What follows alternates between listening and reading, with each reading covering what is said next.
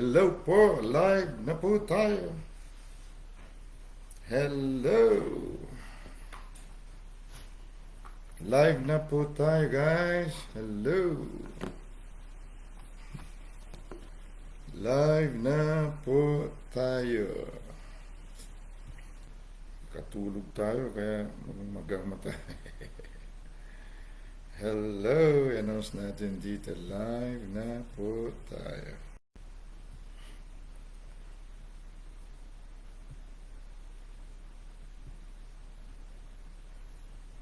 Live na po tayo.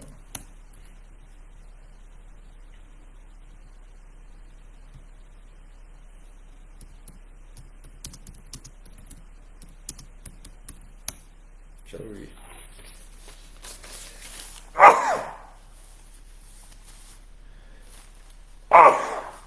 Sorry.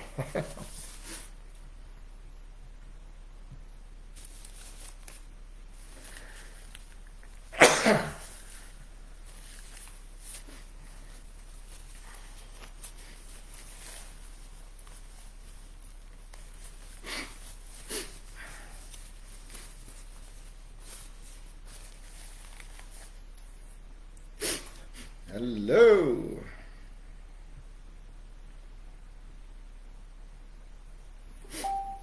Tayo ngayon, one understanding part 3.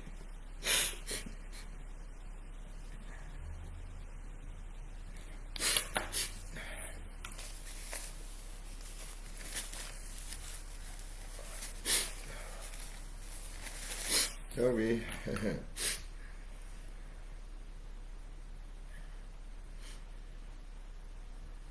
Hello! Kumusta ang aking boses? Kumusta ang aking sound? Yun na. Nandiyan na yung ano. Natin na pasam na lang sa greater truth.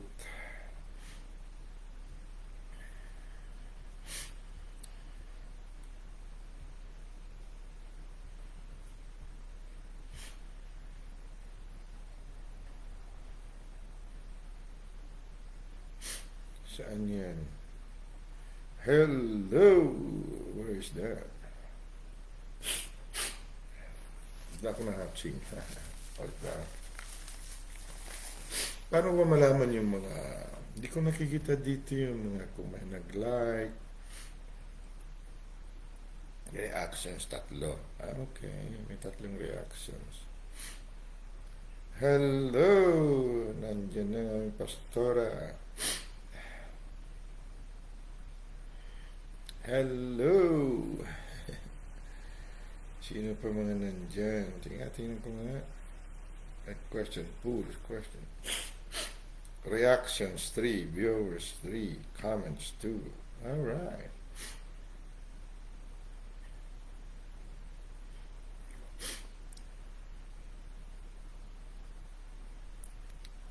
Nasaan na?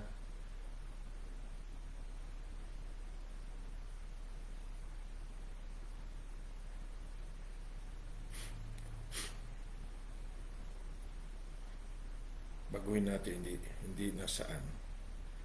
Yung kanta nung araw. Dito ba? Dito ba?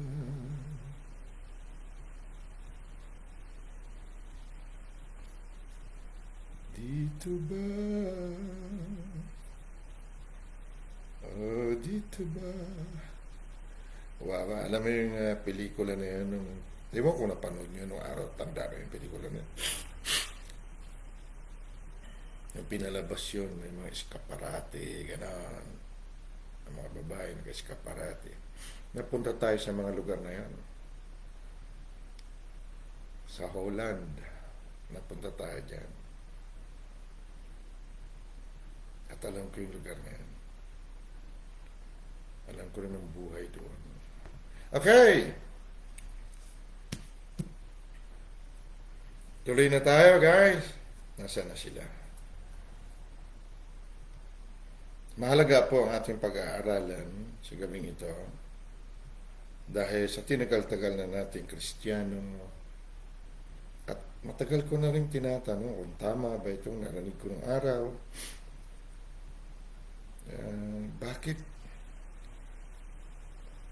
mayroong bara kumbaga sa puso ko na parang hindi ko maunawaan kung bakit tila hindi angkop ang paliwanag, hindi angkop ang pagpapaunawa sa atin noon. Tingnan niyo po dito sa Mateo 17, magbasa tayo ng isang pangyayari.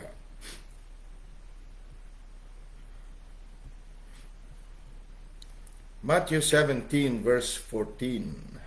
Simulan natin sa verse 14 hanggang dito sa verse 21. Yan na natin pangyayari. Basahin po natin at kung i-post ninyo dyan sa comment section, sana nga mabasa ng mga parating pa lang. Basahin po natin. Sa Tagalog ko po babasahin. At pagdating nila, itong mga disipulo ni Jesus, at pagdating nila sa karamihan ay lumapit sa kanya ang isang lalaki na sa kanya ay lumuhod at nagsasabi. Matthew 17:14. Andiyan po kaya?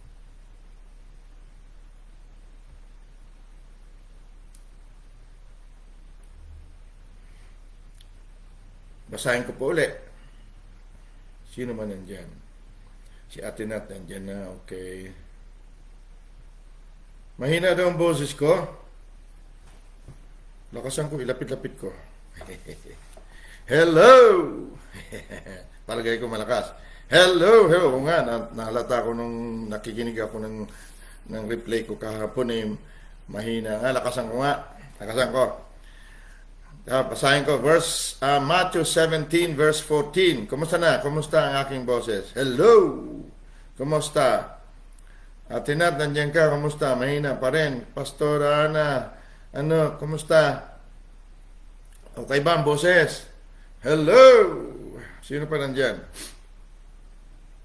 Basahin ko po, Matthew 17, verse 14. At pagdating nila sa karamihan ay lumapit sa kanya, kay Jesus, ang isang lalaki na sa kanya lumuhod at nagsasabi, kasama ni Jesus ang kanyang disipulo. Verse 15, Matthew 17:15. Panginoon, mahabag ka sa aking anak na lalaki, sapagkat siya'y himatayin at lubhang naghihirap, sapagkat madalas na siya'y nagsusubah sa apoy at madalas sa tubig. Verse 16, at siya'y dinala ko sa iyong mga alagad at hindi nila siya mapagaling. Verse 16, basahin ulit natin. At siya'y dinala ko sa iyong mga alagad at hindi nila siya mapagaling. Okay? Verse 17, chapter 17 ng Mateo. At sumagot si Jesus, O lahing walang pananampalataya at taksil. Basahin ko ulit ha. Verse 17, at sumagot si Jesus at sinabi, O lahing walang pananampalataya at taksil. Sino sinasabihan ni Jesus? Sino sinasabihan ni Jesus? Lahat tayo, kasama na yung kanyang disipulo.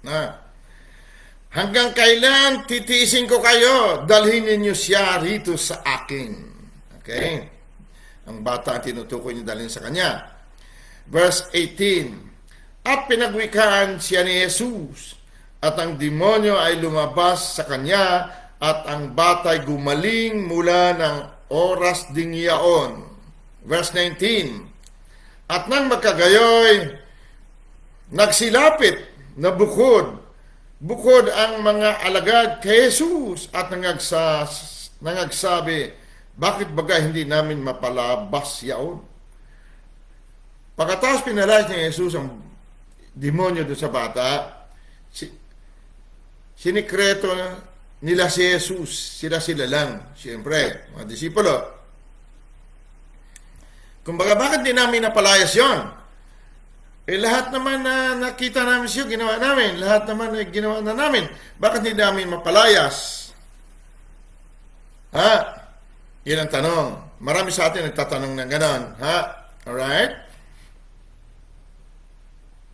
Now,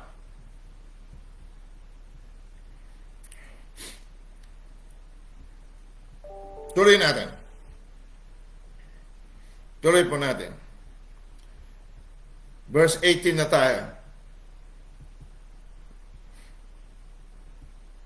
Nandiyan na kayo. Siya mga nandyan. Hello!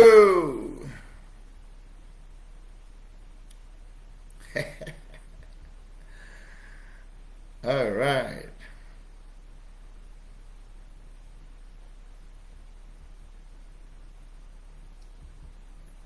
Alright.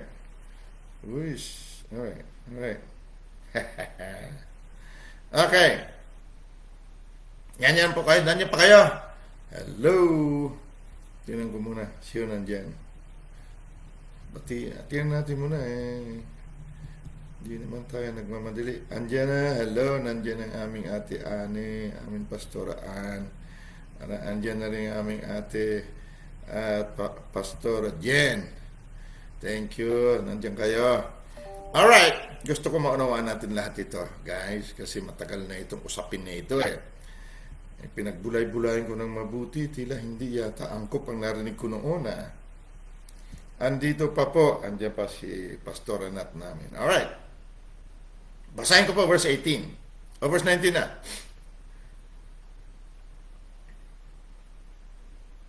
Verse 19 pala tayo. Nang magkagayoy, nagsilapit na bukod ang mga alagad kay Jesus at nangagsabi, bakit baga hindi namin mapalayas yaon? Aha, ibig sabihin, ginawa naman nilang lahat, ano? Hindi nila mapalayas. Okay? Verse 20, basahin niyo po mabuti. At sinabi niya sa kanila, dahil sa kakaunti ng inyong pananampalataya, dito po tayo medyo bumalik sa King James Version. And Jesus said unto them, because of your unbelief. Yun ang sabi. Hindi sinabing kakaunti. Dahil sa kaunti ng inyong pananampalataya, kasi taliwas doon sa susunod niya sasabihin. Tingnan mo. Sa verse 17, ito ang sabi. At sumagot si Jesus at sinabi, O lahing walang pananampalataya at taksil. Hindi pa pwede nyo sabihin din sa verse 20 na kakaunti ang inyong pananampalataya. Tingnan mo kung bakit hindi dapat sabihin. Kasi sa King James Version, tingnan natin. Sabi dito. Dito sa verse 17, sabi sa King James Version, Then Jesus answered and said, of faithless. Ibig sabihin ng faithless, walang faith, walang pananampalataya. And perverse, yan pwede yan, taksil, generation. How long shall I be with you? How long shall I suffer you? Bring him hither to me. And then pagdating sa verse 20, pareho, because of your unbelief. Faithless and unbelief ay pareho. Hindi pa. Kasi hindi pwede ang pagkatsalin sa Tagalog, kung Tagalogin natin, sinabi niya ganito.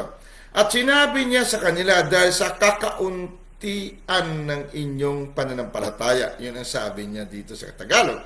Sapagkat katotohan sinasabi ko sa inyo, kung mayroon kayo ng pananampalataya na kasing laki ng butil ng binhi ng mustasa, kasing laki lang pala ng butil ng mustasa eh. Pwede na eh. Di pwede itong kakaunti. Dahil sa kakaunti ng inyong pananampalataya, o Abel, kasing liit lang ng butil ng mustasa, pareho na ng kakaunti yan ah. Ba't di nila napalayas? Nagas niya? Sa King James Version, hindi kasi kakaunti ang sinabi. Ang sabi dito, unbelief. Kawalang paniniwala. Kawalang pananampalataya. Kung pananampalataya banggitin. Pero sabi, because of your unbelief.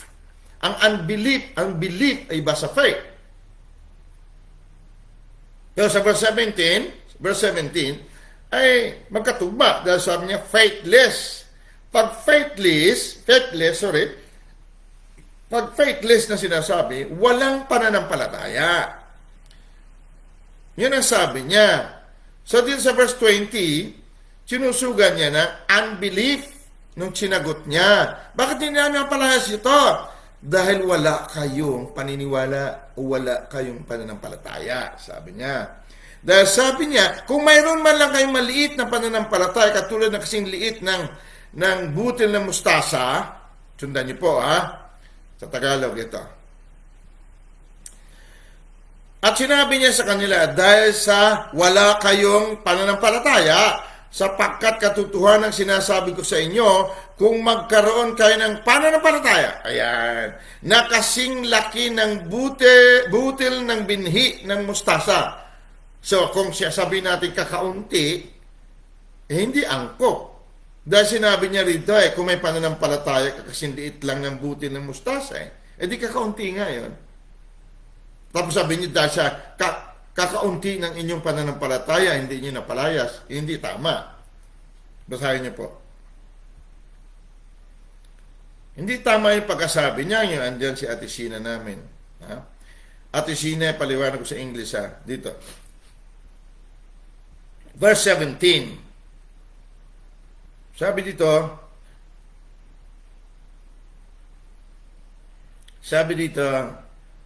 noong sinabi ng tatay, sabi niya, sa verse 16, and I brought him to thy disciples, and they could not cure him. Dinala ko sa inyong mga disipulo, pero hindi nila kayang pagalingin ang aking anak.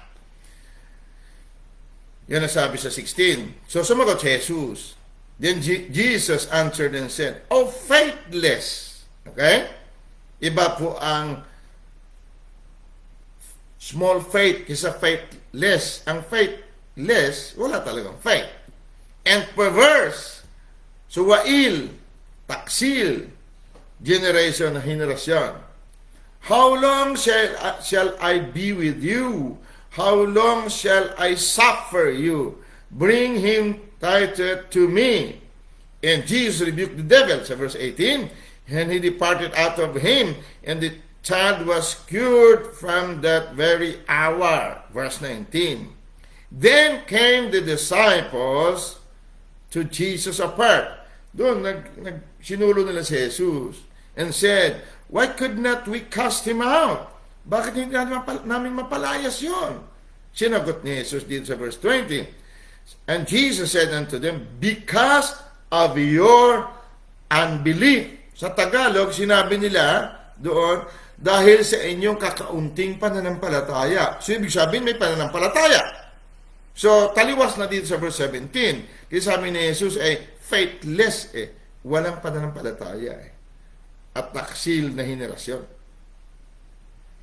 So, hindi tama yung translation sa Tagalog na kaunting pananampalataya. Dahil, sabi ni Jesus dito, sa King James Version, sa verse 20, "For verily I say unto you, if ye have faith as a grain of mustard seed," yan. So, kung mayroon kang faith na kasing liit man lang ng butil ng mustasa, hindi ba kakaunting pananampalataya din yun? "Ye shall say unto this mountain," take note, "ye shall say unto this mountain, remove hence to yonder place, and it shall remove, and nothing shall be impossible unto you." Alright? Tagalog. Bakit bigla na lang pinasok ni Jesus yung bundok sa verse 20? Tingnan niyo po.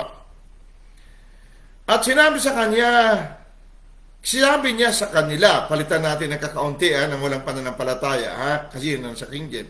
Dahil sa kayo'y walang pananampalataya.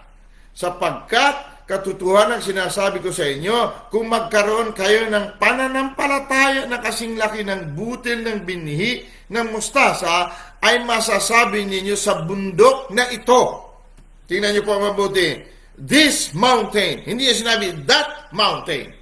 Hindi niya sinabing yung bundok na yan. Ha? Tingnan natin mabuti. Sa King James Version, nasabi niya, this mountain.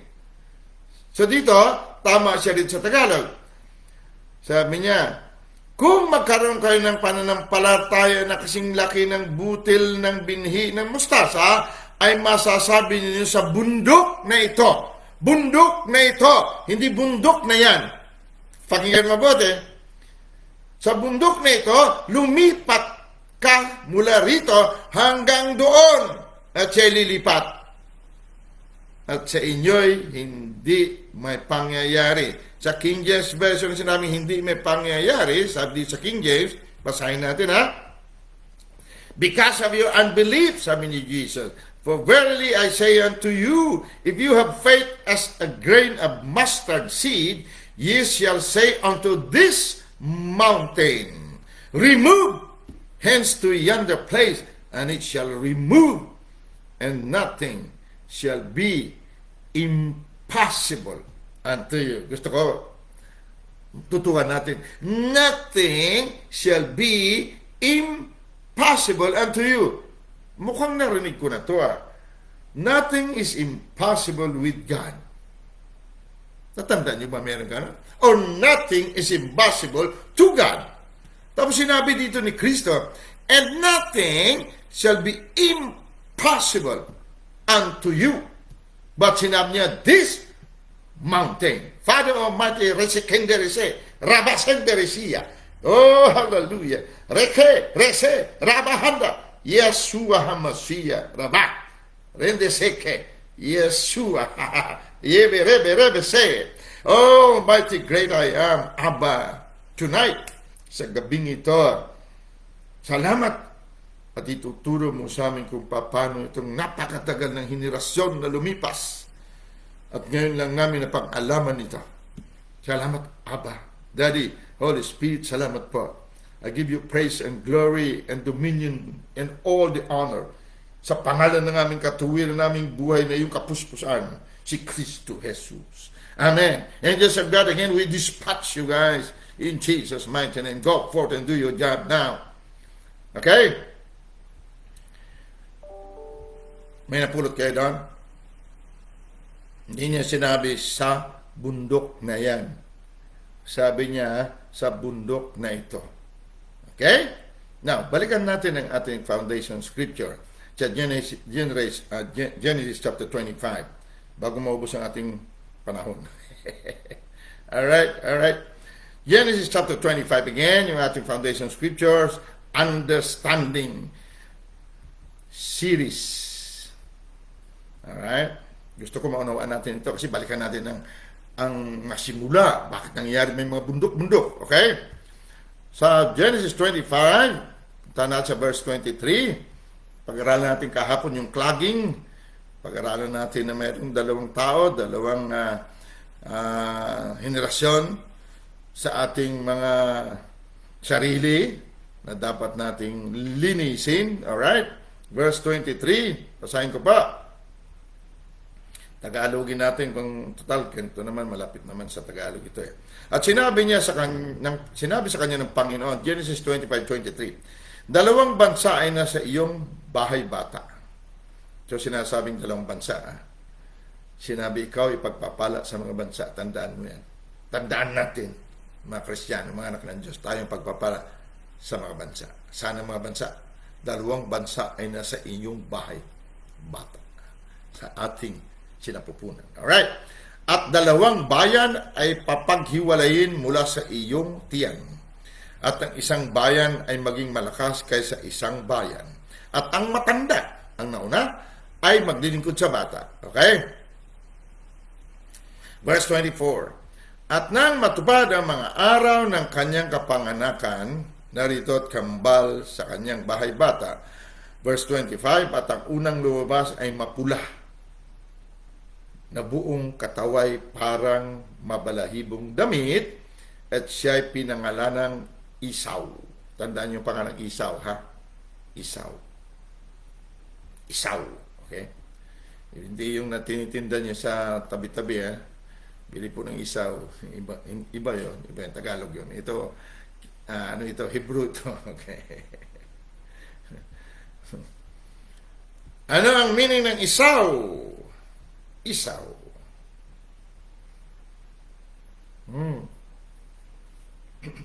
Okay. Verse 26 na tayo.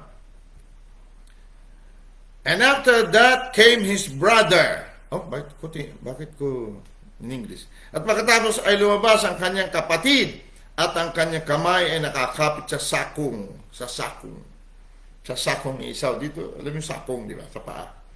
At ipinangalan sa kanya ay Jacob. Ano naman ang meaning ng Jacob? Na pinalitan bandang huli, sabi ng anghel sa kanya ng Panginoon, sabi niya, nagpambuno sila ng gabi.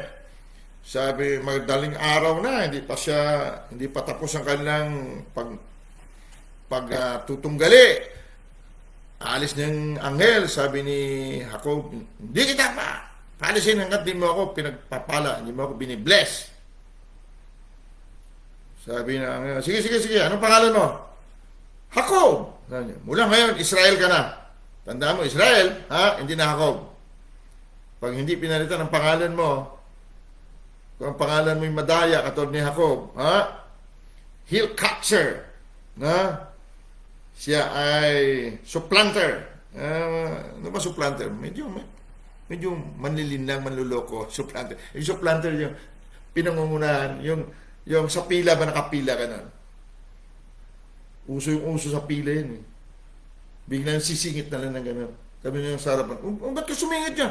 Ay, nakalimutan ko paalam kanina sir, dito ako eh. Yung supplanter tawag niyan, ha? Bis na siya ay nasa huli, punta sila sa unahan. Supplanter tawag niyan. Okay, sa Tagalog. At pagkatapos ay lumabas ang kanyang kapatid at ang kanyang kamay ay nakakapit sa sakong ni Isaw at pinangalan sa kanya ay Jacob.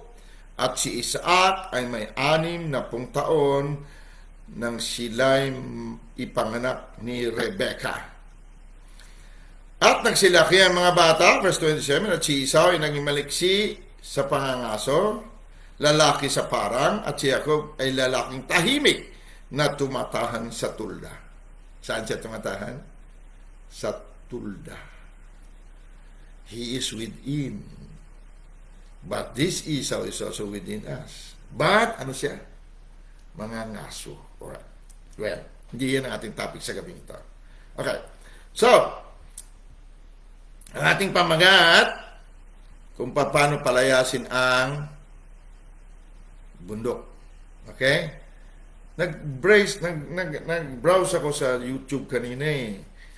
Marami ng mga magagaling na mga preachers natin, may Tagalog, may Pilipino rin, at pare-pareho ang kanilang halos pananaw. Well, alam ko na rin yung pananaw na yun noon pa, kasi yun nga ang nakagawian na natin. Ngunit tingnan natin, ha, sa Obadiah.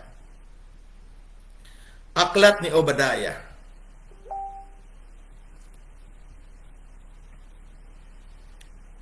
Aklat ni Obadiah. Buksan niyo po ang inyong Bible para malaman ninyo na mayroon palang ganyang aklat ang Biblia. Aklat ni Obadiah.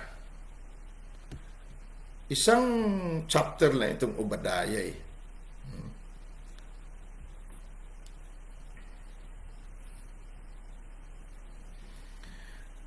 Itong si Obadiah ay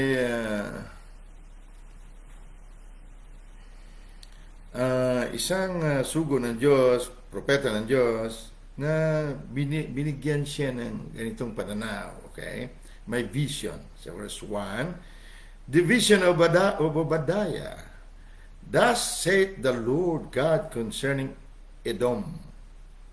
Sa verse 1, itong Edom, ito po ang lahi ni Isaw. Ang salitang Edom actually ay red. Mapula-pula. Diba kanina sinabi si Esau ay mapula-pula. Ito ang kanyang naging lahi, si Edom. Mabasa natin doon sa genealogy ni Esau, itong si Edom ay kanyang henerasyon. Okay? Sabi niya,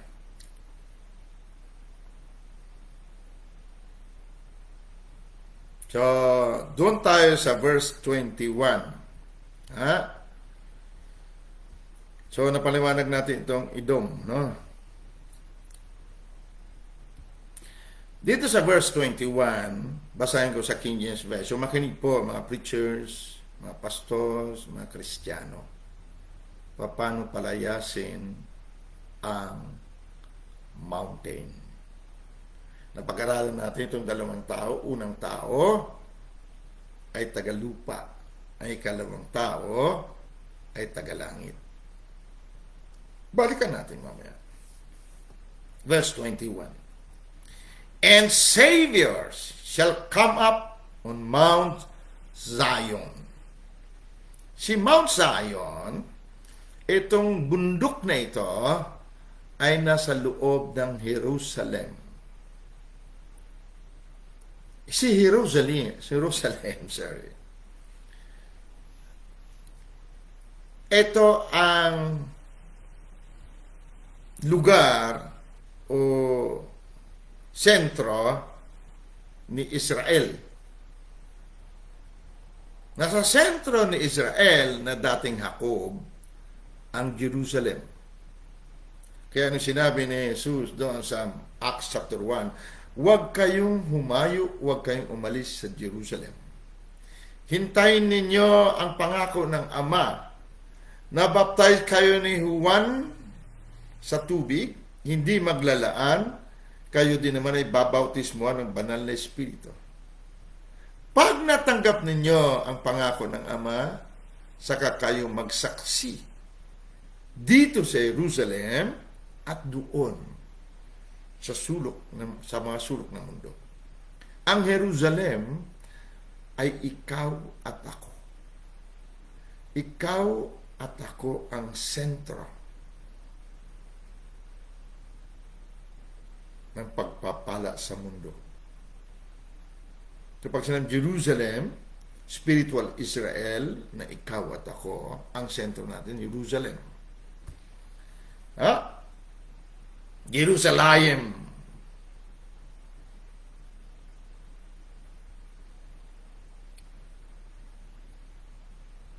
Capital ng Israel. Alright?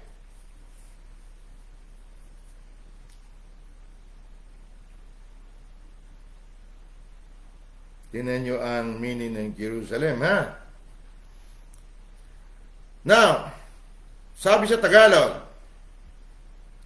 at ang mga tagapagligtas, mga tagapagligtas, hindi po iisa, dahil ang mga tagapagligtas ay miyembro ng iisang katawan ng tagapagligtas na si Jesu Cristo.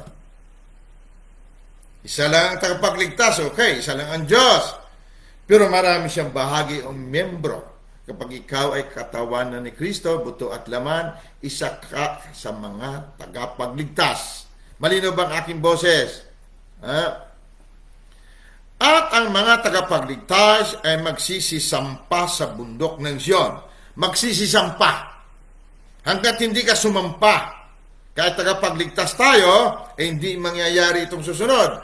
Upang hatulan ang bundok ng Esau. Hatulan, judge the mount of Esau. Judge. Hatulan. Kapag sinabing hatulan mo, sino mas mataas? Ikaw o ang hinahatulan natin?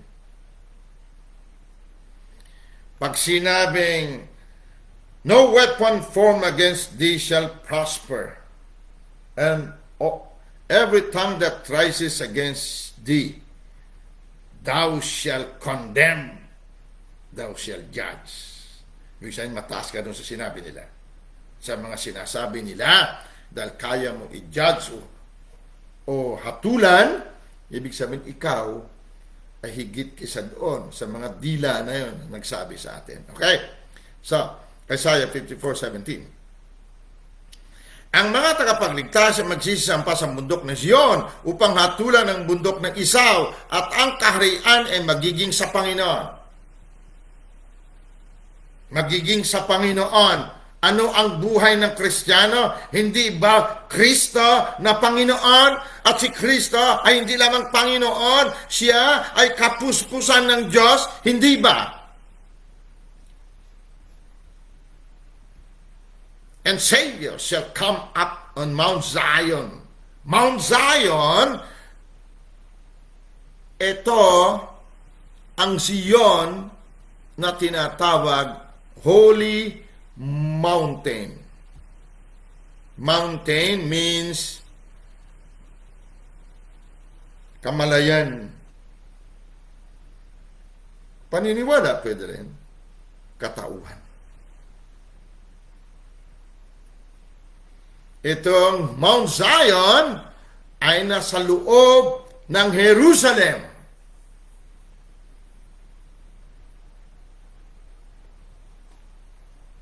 Kapital. Permanente na kapital. Pag nakita ang Mount Zion, Jerusalem yan. Kung nakita mong bundok ng Zion, Jerusalem yan. Ang Jerusalem, sentro yan ng Israel. Ang spiritual Israel, ikaw at ako. Ikaw at ako, ang lahi ni Abraham na naging Kristo. Pang-14 na henerasyon. Si Jesus, pang-13 henerasyon. Ngunit tinawag din siyang Kristo. At sino ang Kristo? At sino may buhay na Kristo? Di ba ikaw at ako? Kaya sa Kanya ka nabubuhay, sa Kanya ka kumikilos, at siya ang iyong katauhan o pagkatao. Ngunit, kailang sumampa tayo sa bundok ng Zion, natunan nating katauhan. Pag sumampa tayo sa bundok ng Zion, matatanaw tayo. Pag nakita tayo, ang sabi, kapag nahayag ang buhay nating Kristo, ibig sabihin sumampa ka sa Zion. Umakyat ka sa Zion at husgahan mo ang bundok ni Isaw.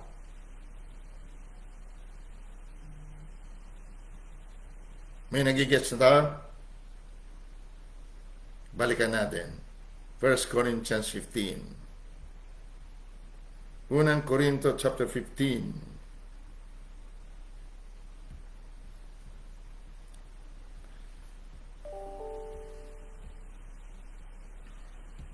Andiyan kayo?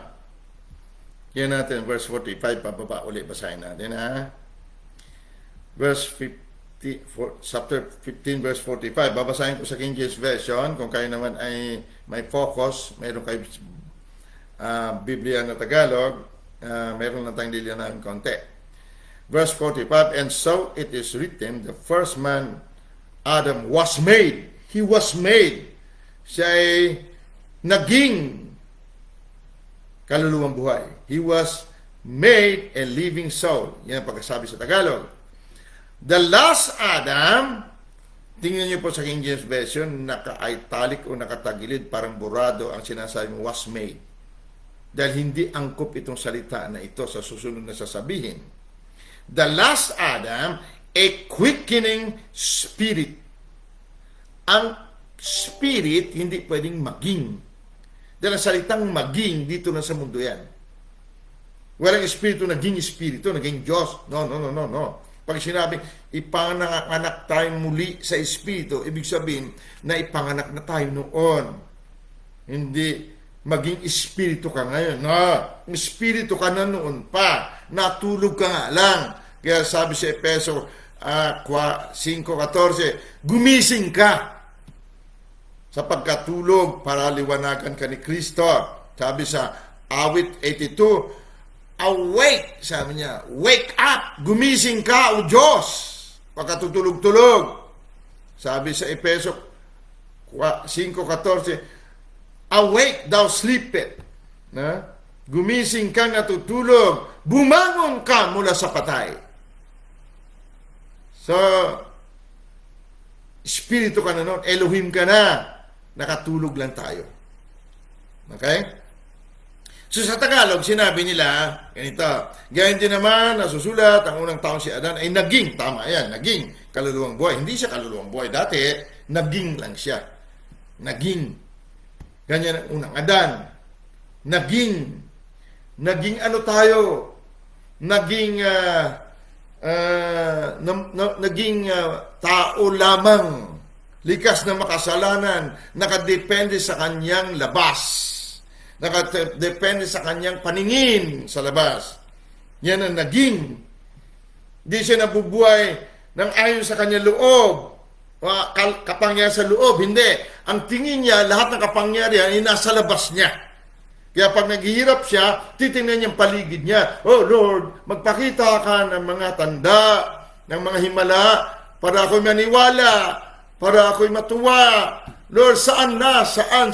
Hinahanap niya. Hindi niya mahanap sa loob.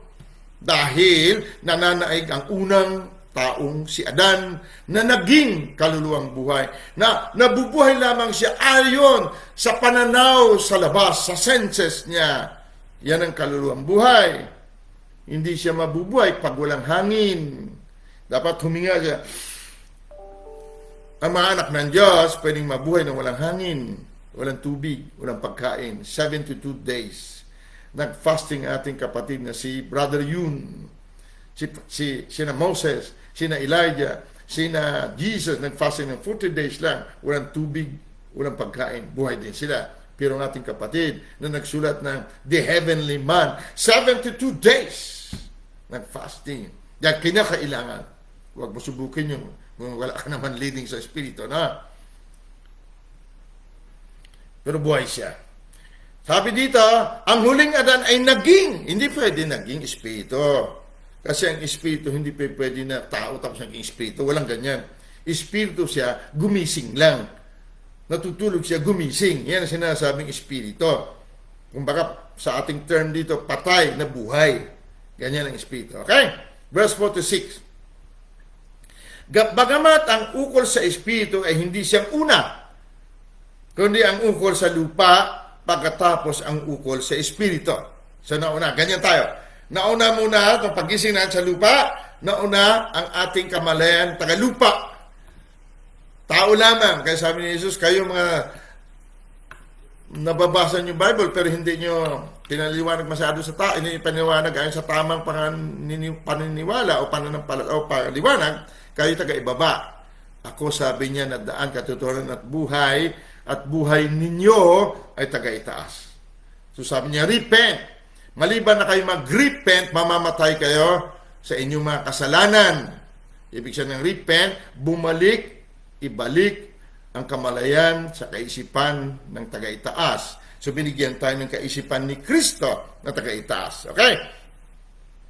Verse 47. Ang unang tao ay taga-lupa, na ukol sa lupa. Ang ikalawang tao ay taga-langit. Okay. Type and shadow. Ang unang tao, ang unang Adan, ang ikalawang tao, na si Yesu Kristo, parehong Adan. Ang unang Adan, verse 45, may lahi. Ang lahat ng lahi niya ay mga kaluluwang buhay na bubuhay lamang ay sa kanilang damdamin, kaya madaling masaktan, nabubuhay lamang ayon sa kanilang pandama. Kaya nga kapag sila ay na-offend, natapos na lahat. Nakabatay sila sa kanilang damdamin. Isinaktan mo ako eh. Tapos tatanungin mo yung love mo. Love, mahal mo ba talaga ako? Oo naman, love. Ha? Panay tanong, puro walang kasiguruhan. Puro, mahal mo ba ako? Tandaan mo, pag niloko mo ako, yari ka. Ganyan, ha? Damdamin, galit, masaya, hindi nagpapatawad, peaceful minsan, peacefulness ng tao, minsan naman magulo. Yan ang kaluluwang buhay, na iba ang espiritu. Alright? Sabi dito, Verse 47, ang unang tao ay tagalupa, nangukol sa lupa, ang ikalawang tao ay tagalangit. So may ikalawang tao, may unang tao. Kung ano ang ukol sa lupa ay gayon din naman silang mga tagalupa, at kung ano ang ukol sa langit, gayon din naman silang tagalangit. Kung paanong tinaglay natin ang larawang ukol sa lupa, tingnan mo ha, kung paano tinaglay natin ang larawang ukol sa lupa, paano mo nataglay ang larawang ukol sa lupa? Kung ano ang iniisip mo sa loob mo ay ganyan ka. Kamalayan. Kung ano nasa puso ng tao, yan ang kanyang taglay na larawan. Kaya creation is in travail. Ang kapaligiran ay namimigati. Bakit? Nalalarawan, nahahayag ang mga tagalupa. Ayon sa kanilang paningin, ayon sa kanilang pandama, ayon sa kanilang kamalayan o paniniwala na tinatawag ni Jesus kanina, walang pananampalataya. Kung paanong tinaglay natin ang larawang ukol sa lupa, ay tataglayin din naman natin ang larawang ukol sa langit. So hindi tayo pwede magsabi na, taglay ko na yung ukol sa langit, larawan ng ukol sa langit. Paano? Tataglayin din naman natin ang larawang ukol sa langit hanggang sa tayo marating ang kapuspusan ng sukat ni Kristo Jesus. Yan ang ating misyon at vision. Efeso chapter 4. For the perfecting of the saints, sa ikasasakdal ng mga banal, for the work of the ministry, for the edifying of the body of Christ, until hanggang sa marating natin ang kapuspusan ng sukat o kapuspusan ng Diyos. Tataglayin natin. So, paano natin matataglag? Wala naman nagtuturo sa atin. Hindi matik ito, kapatid. Tingnan mo sarili natin. Kahapon na pag-aralan natin. Yung gusto mong gawin, hindi mo naman ginagawa. Yung ayaw mo naman gawin, siya naman ginagawa mo. Pero pagdating sa Romans chapter 8, sabi niya, wala na. Huwag mo na husgahan sarili mo. Dahil pag ginanon mo yan, hindi ka pa rin makatingin na binanal ka na. Dahil ang piniperfect lamang ay mga banal. So kung sabihin mo lagi na kasi ka na makasalanan, hindi kita matutulungan, hindi natin matulungan sarili natin. Dahil may dalawang tao, sabi niya, itong dalawang tao na ito, dalawang bundok. Nabasa natin kanina, bundok ng Sion, kaya nang umakyat ka doon, upang mahusgahan natin ang bundok ni Esau. Balikan natin sinabi ni Jesus, upang maunawaan natin. Ano yung sinabi ni Jesus kanina?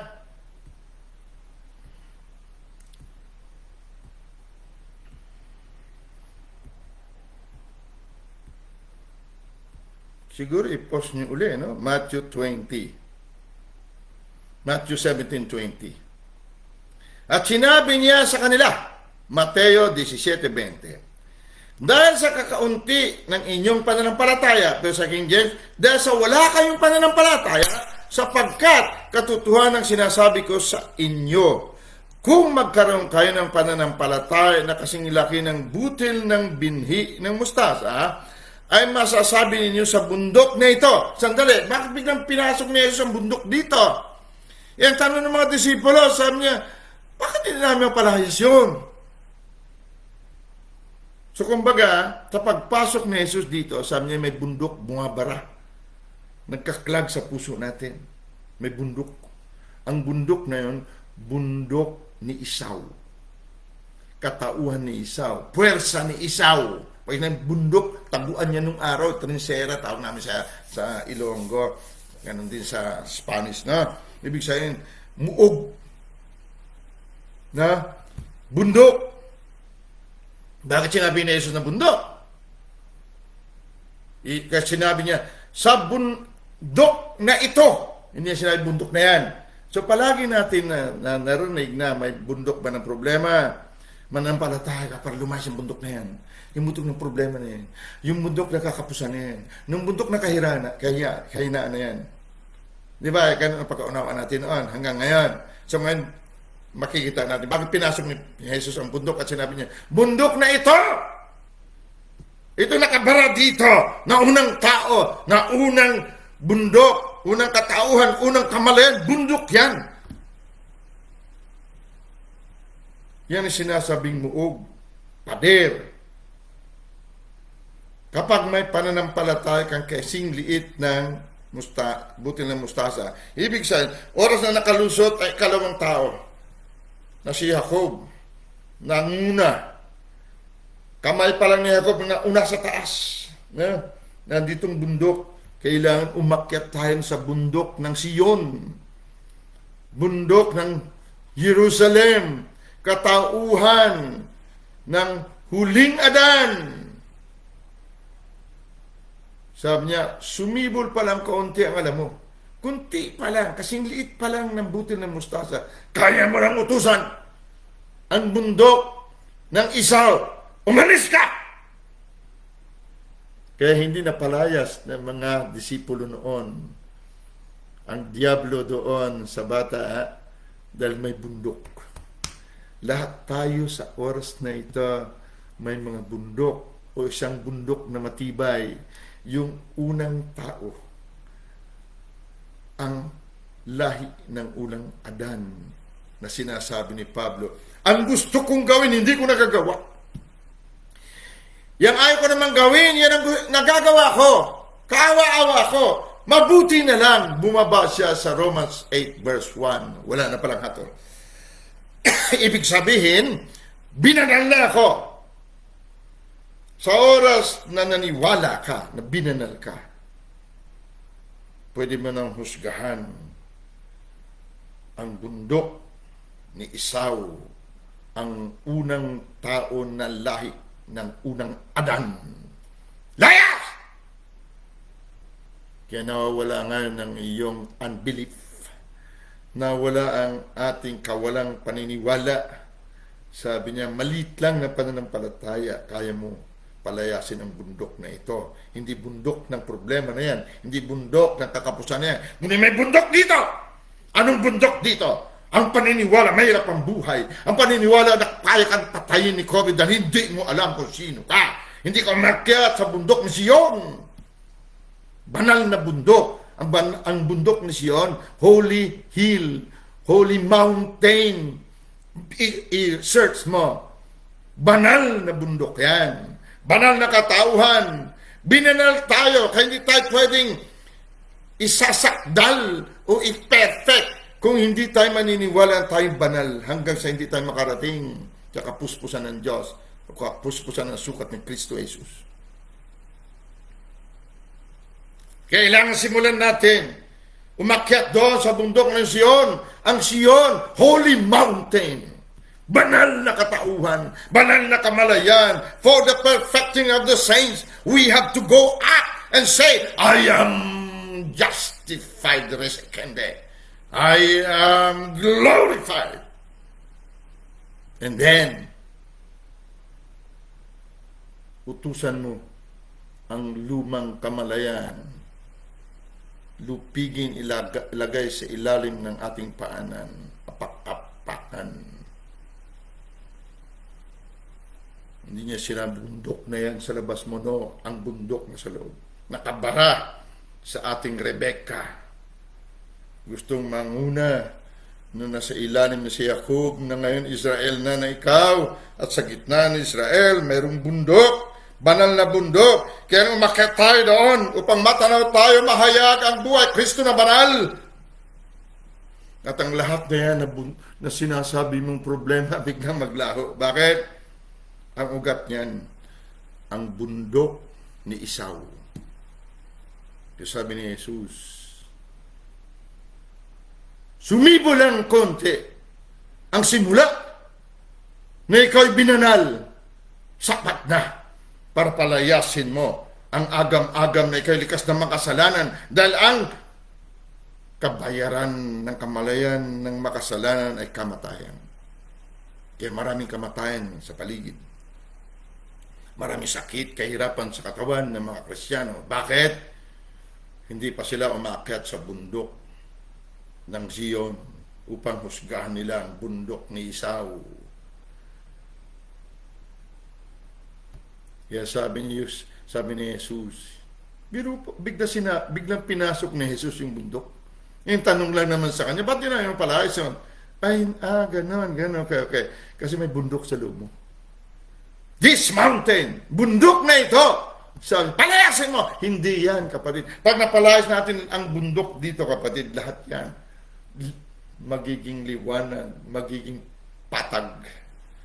Yan ang sinasabi. How to cast out the mountain. Hindi yung magpakahirap ka manampalataya. No. Believe. Doon sa sinabi, 1 Corinthians 6:11, binanal ka na. Dati ka pinagharian ng bundok ni Esau. Likas na makasalanan. Ngunit ngayon, umakyat ka sa bundok ni Zion. Holy mountain, banal na bundok. At tanawin mo lahat sila. Matagal nang nalubig. Tanawin sila ng mga nilalang mo lamang dahil ikaw ay partaker of the divine nature of the Almighty God, your Father. Kaya lang paniwalaan natin na si Sion, na banal na bundok o katauhan kamalayan, ay matagal naghihintay, sabi niya, kung paano taglayin natin ang larawan ng tagalupa. Tataglayin din natin ang larawan ng tagalangit. Pag nangyari ito, husgahan mo ang bundok. Ang bundok na yan, wala sa labas mo. Nasa loob natin na dapat patagin siya. Layas! Hindi kita kailangan sa aking buhay. Amen! Hallelujah! Father Almighty, great I am. Salamat po, Abba Daddy. At naunawan namin wala sa labas namin ang bundok at ito'y bundok ng katauhang unang Adan, larawan ni Esau. Ngunit tataglayin namin mula sa gabing ito ang larawan ng tao mula sa langit na aming buhay, si Kristo Jesus ang huling Adan, at amin huhusgahan at palayasin ang bundok ng unang tao na kaluluwang buhay, at walang imposible sa amin. Katulad din ng walang imposible sa iyo. Hindi lamang ako ang nagsabi nito, Ama, isinulat at tinuran, binigkas mula sa labi ng iyong bugtong na anak, kung saan siyang aming ulot, kami kanyang katawan. Walang magiging imposible sa inyo kapag napalayas ninyo ang bundok na ito. Salamat, O God. Hallelujah. Salamat, Ama. We give you all the glory and the honor and the dominion. In the name of our righteousness and our life, thy fullness, Jesus Christ of Nazareth. Amen. Father, we bless you. And just again, we thank you and I bless you in Jesus' mighty name. Continue your works. Guys, I hope you get something. Remember, hindi po obligasyon ng Diyos palayasin ang bundok. Tayo po ang umakyat sa katauhan niya at palayasin natin siya. Amen? I love you guys.